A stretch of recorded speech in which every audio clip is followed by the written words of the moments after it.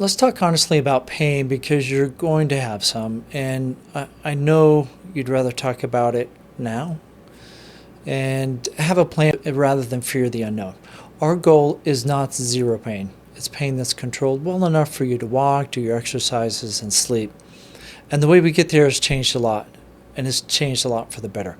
The backbone of the 3 medicines we give you are taken on a schedule. That means at a set time, whether you hurt or not. And those include Tylenol, an anti-inflammatory.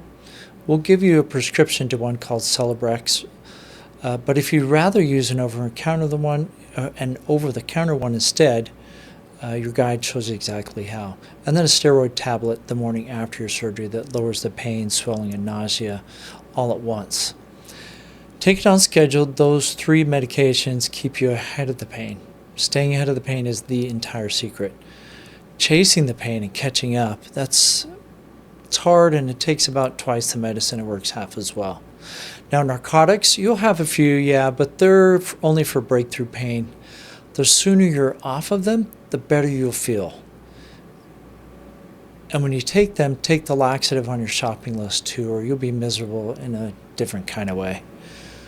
You also take a blood thinner to prevent blood clots, and which one and for exactly how long. That's explicitly written in your guide, and it depends on your operation and your history. Don't skip that and finish the whole course. Sometimes it seems like you don't need it, but you will. It's important.